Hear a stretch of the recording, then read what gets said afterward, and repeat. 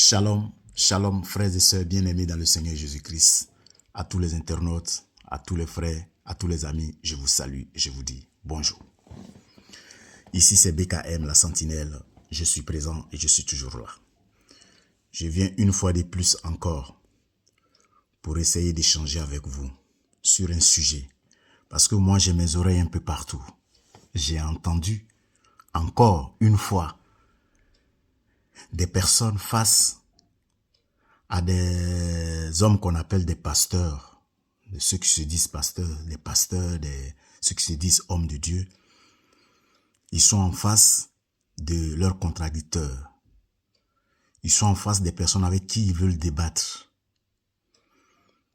Et ils veulent opposer deux livres, c'est ce que j'aurais entendu, entre la Bible et le Coran. Je m'en excuse beaucoup, mais je me sens dans l'obligation de donner mon grain de sel. Ceci étant, je suis même à l'aise pour dire que comparaison n'est pas raison. Il ne faut pas comparer ce qui n'est pas comparable. Mais pourquoi veux-tu comparer la Bible et le Coran? Mais pourquoi? C'est deux livres différents. C'est deux livres différents. Et puis, vous, mes chers prophètes et pasteurs, quand vous venez sur le plateau pour débattre avec certaines personnes, ayez la parole. Parce que vous ne savez pas comment défendre votre foi. Et ça, c'est grave. Vous vous faites ridiculiser et vous faites la honte de ceux qui vous suivent et ceux qui vous écoutent. Mais franchement, si vous avez décidé d'aller débattre avec certaines personnes, c'est que vous êtes prêts à tout. Mais là, à vous entendre, à vous écouter, on a l'impression que vous êtes venu là juste pour qu'on vous regarde. Non. Parce que, est-ce que c'est comparable? Est-ce que la Bible et le Coran sont comparables? Je dis non. Il y a la Bible et il y a le Coran. C'est deux livres différents qui parlent de deux histoires différentes. Ça, il faut comprendre. Deux histoires différentes. Donc, il n'y a pas de débat. À mon avis, il n'y a pas de débat. Il y a débat entre deux personnes qui lisent le même livre, mais qui ont les différentes interprétations. Mais il n'y a pas de débat entre deux personnes qui lisent deux livres différents. Mais si vous lisez deux livres différents, mais forcément que vous allez avoir deux différentes interprétations, puisque les livres ne sont pas pareils. C'est ce que je voulais vous dire. Donc, faisons très attention et que Dieu vous bénisse au nom de Jésus-Christ. Que la main de Dieu soit avec vous, que le Seigneur notre Dieu vous protège. Ceci étant, je vous demande de partager cette partie de ma vidéo. Si vous m'écoutez, partagez-la massivement afin de la faire parvenir au plus profond de la terre, si c'est comme ça qu'on dit.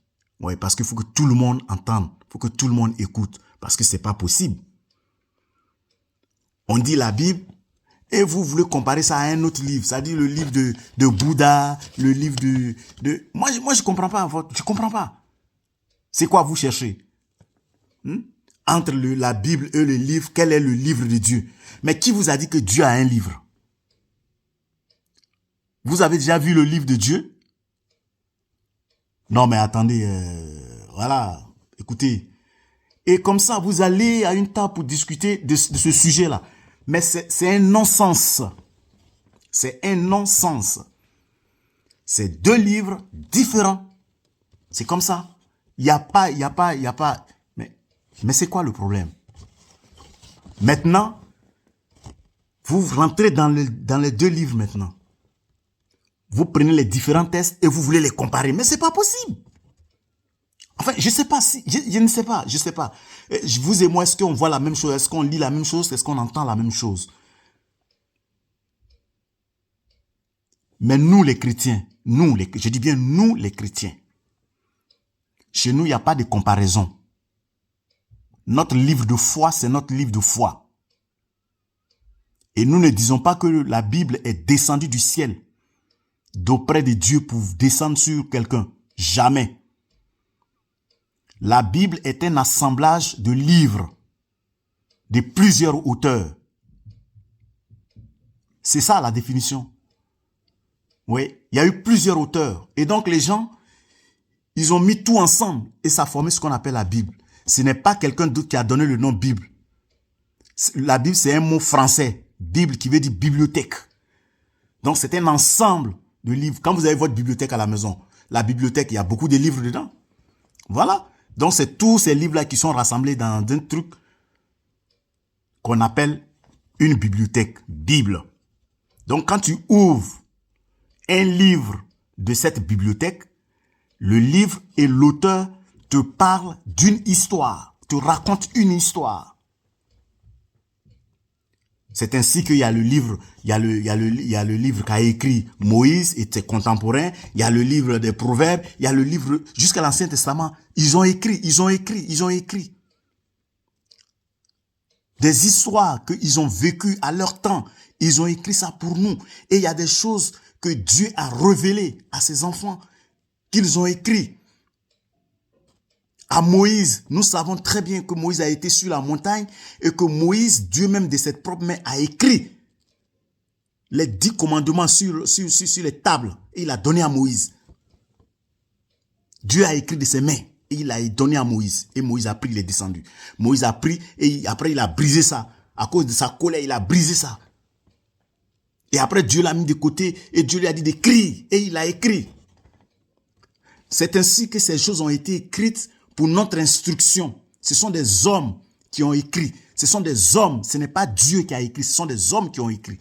Donc, ces hommes qui ont écrit là, c'est pas en français, ils ont écrit. Ils ont écrit dans les langues qu'ils parlaient autrefois. Et donc, jusqu'à ce que ça vienne à la traduction, il y a des gens, il y a des mots peut-être qui ne, voilà, ils ont écrit des mots, d'autres ont omis des mots. Peut-être qu'il y a une phrase qui, donc, les gens ont omis certaines choses. Cela ne met pas en cause la véracité de l'histoire. Voilà. Donc, il faut bien comprendre. La Bible, c'est pas Dieu qui a dit ça s'appelle la Bible. Voilà. Et Dieu n'a jamais révélé l'évangile à qui que ce soit. C'est le Christ, notre Seigneur Jésus-Christ, qui nous a donné l'évangile. Il a laissé l'évangile que les disciples nous ont transmis par leur écrit, par leur témoignage. Matthieu, Marc, Luc, Jean, tous ceux-là. Il y en a qui avaient marché avec Jésus, il y en a qui n'avaient pas marché avec Jésus. Donc faisons très attention. Quand vous êtes en face des gens, essayez de bien définir les choses parce que d'autres vous diront que leur livre est descendu du ciel, que leur Dieu a fait descendre leur livre. Mais oui, nous, le Dieu que nous adorons, n'a pas fait descendre de livre du ciel. Non, il n'a pas fait descendre de livre du ciel. Voilà. C'est conduit par l'esprit de ce Dieu que des gens se sont assis et ils ont écrit des recommandations. Ils ont écrit aussi des choses qui leur ont été inspirées. Et ils ont écrit aussi des conseils, des instructions et comment est-ce que nous allons marcher devant la face de Dieu. Il faut faire cette différence. Il faut faire très attention pour ne pas vous laisser entraîner par des paroles trompeuses et mielleuses. Genre, la Bible n'est pas la parole de Dieu. La Bible n'est pas la totalité de la Bible, n'est pas la parole de Dieu parce qu'il y a des paroles des hommes dedans et il y a les paroles de Dieu. On n'est pas dans ce jeu de mots-là. La Bible est une bibliothèque qui renferme plusieurs livres. Et ces plusieurs livres qui sont dans cette bibliothèque, il y a plusieurs auteurs. Et ces plusieurs auteurs, chacun a écrit à une période bien déterminée, bien définie, à un moment donné. Et il y a des témoignages dans ces livres-là. Et quand Jésus-Christ est venu, Jésus a vécu. Donc, il y a le vécu de Jésus dans ces livres-là aussi. Il y a des gens qui ont écrit. Et c'est ces paroles de Jésus-Christ qui sont appelées l'évangile. L'évangile de Jésus-Christ. La parole de Dieu. Donc, faut pas tout confondre. Soyons, voilà, ne vous laissez pas distraire. Ayez vraiment du zèle. Ayez le courage de défendre votre